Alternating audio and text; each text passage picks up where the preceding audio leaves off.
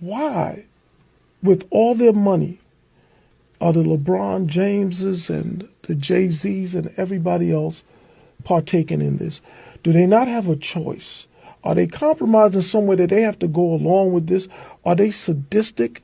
Is it self-hatred? Mm-hmm. What is it? All of the above? Because what I don't understand is, why are the people we celebrate the most among ourselves, the black people we celebrate the most, seemingly the most weaponized against us? Dr. Francis Cress Welsing, greatest African psychiatrist in modern history from this city, said, if you don't understand white supremacy, what it is and how it operates, nothing else will make sense to you in this society.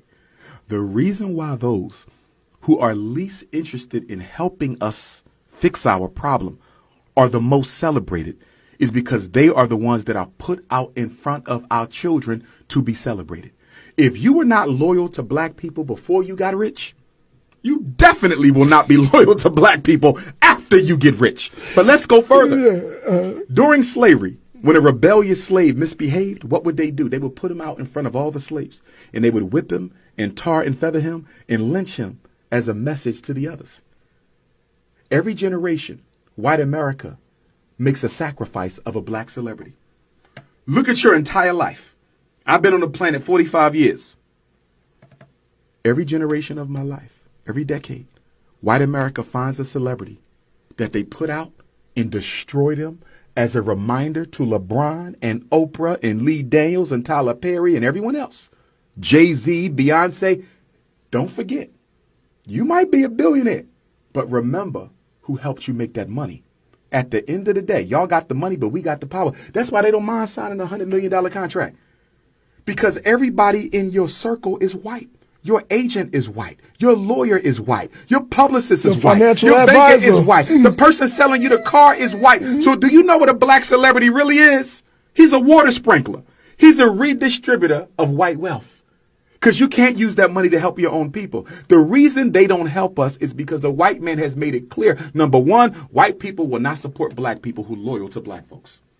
You cannot become a popular celebrity in America if you are unapologetic. It's impossible. You must do what?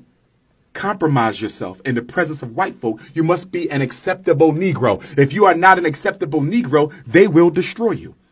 I like LeBron James, and I see he got some black manhood in him, but he's trying to navigate this in his final years because he's concerned about what his public memory and image will be after he retires.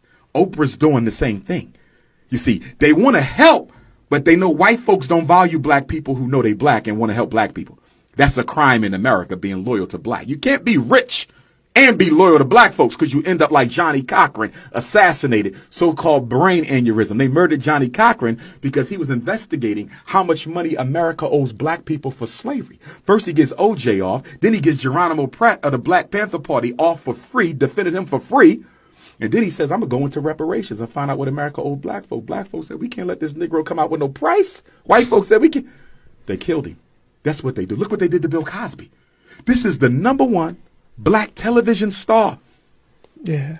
He is the father of black comedy. There were those before him, but in terms of opening the door to mainstream, Cosby was everything. He's sitting in a prison in Philadelphia right now. At 80-something years legally old. blind. It takes 2 guards for him to eat, 2 guards for him to go to the bathroom, 2 guards for him to get dressed, 2 guards to help him in. This man is the #1 black public personality in modern history, and look what they did to him, and they use white women to do it. What was his crime? His crime, technically, what he was charged with. No, I know what he was charged with, but what was his crime to make him be a target for destruction? He wanted to buy a major network. Last time he tried to do it, they killed his son on the side of the road. Bill Cosby re-upped because he's a billionaire. He said, I'm going to get one of these networks before I die. And they said, no, you're not. So they found those white women to come. First of all, you're the #1 black TV star in America, 1970s. You sexually harass a white woman. She benefits from white privilege. You suffer from white racism. What white woman do you know, if you sexually harassed her in this building today, is going to wait 40 years to tell on you? She's going to tell on you right now and destroy you right now. Bill Cosby didn't do nothing wrong. Everybody knows in Hollywood they use sex and drugs. Yeah, he gave them pills. You know why? Because they wanted the pills. Because that's what they do. I've said that myself. He sexually harassed you, but yet you kept on calling him? You kept on seeing him? You went to his house when his wife wasn't there, to his hotel rooms and all that. Yeah, the Bill I know. Cosby crucible is a good message to black men who love white girls. They can sex you. They can marry you. They can have your babies. They can take care of you. But when they get that phone call from that white male and say, it's now time for you to do a job for your people, they will gladly do it. See, one of the problems we have as black people, we fail to realize that racism is not personal.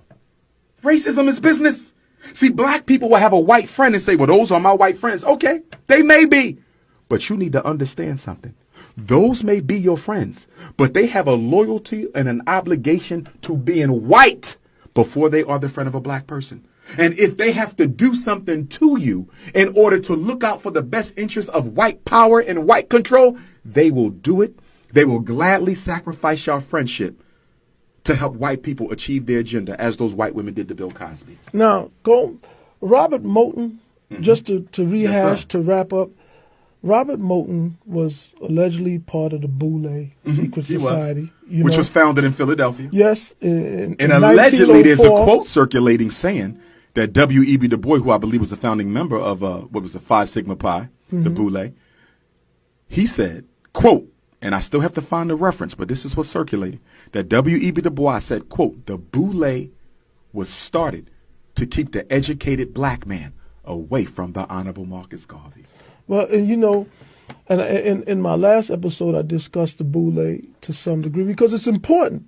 It's important that people understand the black bourgeoisie. The black bourgeoisie, and their role is to really keep the gatekeeper. They're the gatekeepers. Yes.